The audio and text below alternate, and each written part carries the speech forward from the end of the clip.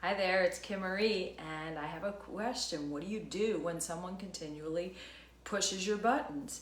It could be a family member. It's usually someone close to you, your husband, your wife, your children, a coworker, your boss. What do you do when you feel like at the most unopportune moment you get flicked in the eye when you least expect it? So, what I've learned is that we can't solve a problem in the energy it was created, which is something I talk about a lot. But what does that actually mean? It means that if we try to show up and defend ourselves, we are in that same energy of feeling attacked, right? So we feel attacked, we want to defend, and it's the same kind of energy that'll keep going round and round. And for whatever reason, whether they meant to step on your button or not, it's yours to manage. It's ours. And we either decide whether we want to throw our power away or we want to keep it. And keeping it is not overpowering somebody else. That never gives us our power back. It just keeps that problem going, right? Knocking down somebody else's sandcastle doesn't build yours back up, right?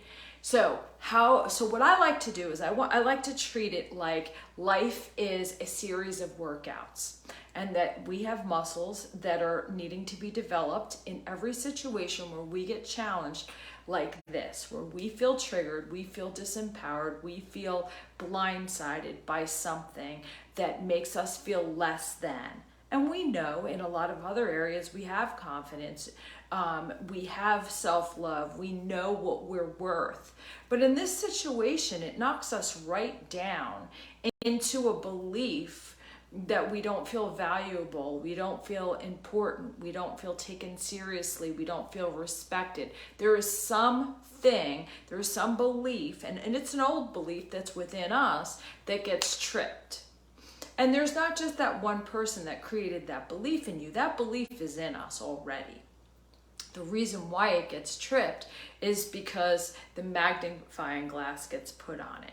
But what if life is actually setting us up to win? That we get that magnifying glass put on it and it illuminates it as an opportunity to look at it differently. So what if rather than resisting it and wanting to make that thing go away, what if we treated it like a workout? What if we treated it like we hired a personal trainer to give us the muscles we need to make us the best version of ourselves?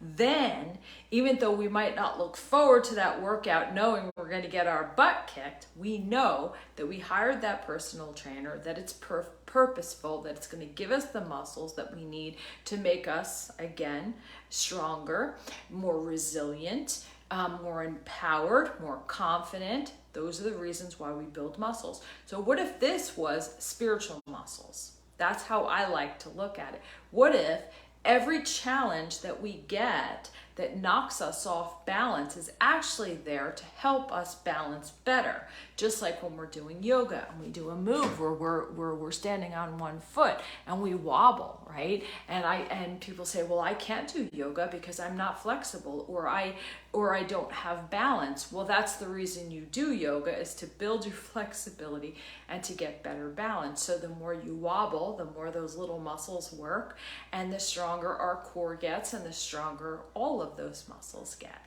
So that's how we get better balance, right?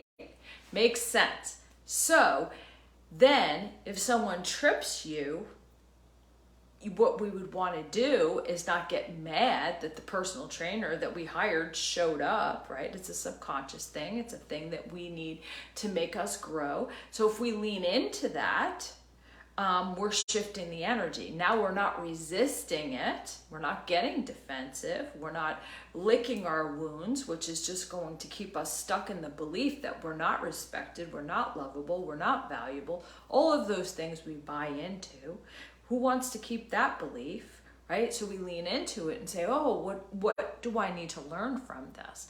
And the way to do that is to step back for a moment.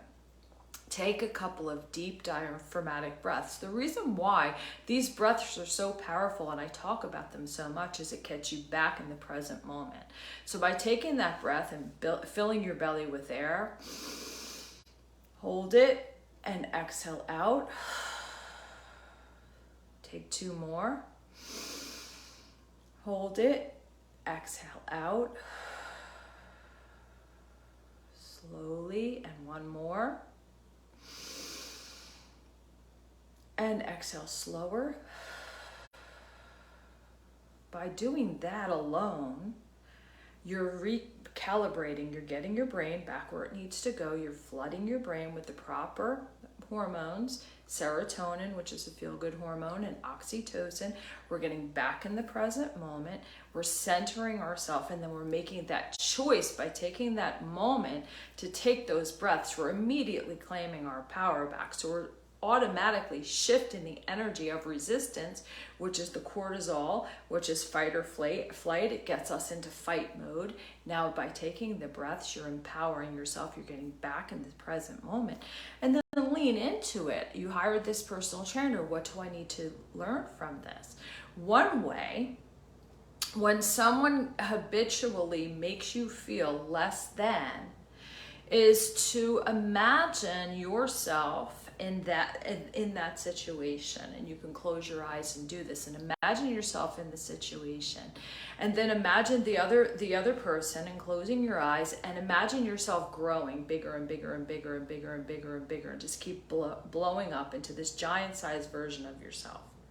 And then when you look down on the situation, sometimes, well, every time I've ever worked with a client and I've done this, you see the situation differently. And if you close your eyes, you can kind of get what might actually be going on. A lot of times, confident and successful and happy people can trigger something in people that don't feel that way to lash out. Now, is that fair? No. But is what they're lashing out about really about you, or is it about the feeling of lack within themselves, right? So sometimes it's just a matter of compassion.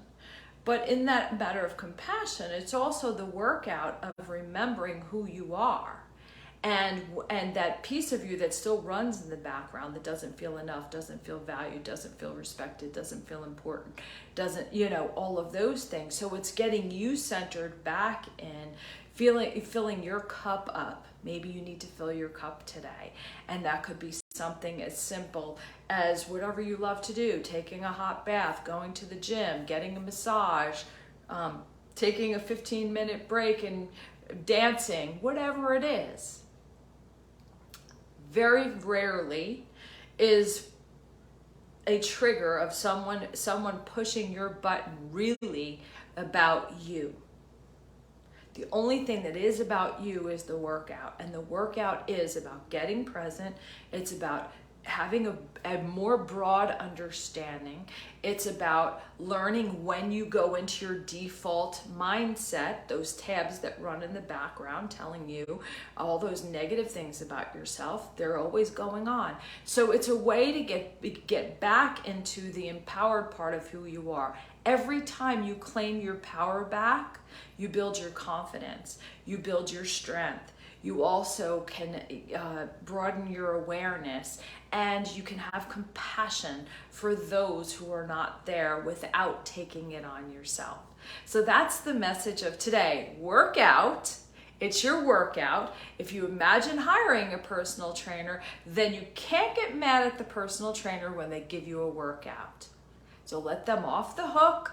Don't hold them. Don't hold resentment against the personal trainer, because you got the workout and you got the muscles, right? That sounds ridiculous. We would never do it, but we do it in life with our loved ones. We do it in life with the people that we bump up against. So that's my message for today. I hope you have an amazing one. Love you lots. Mwah. Bye-bye.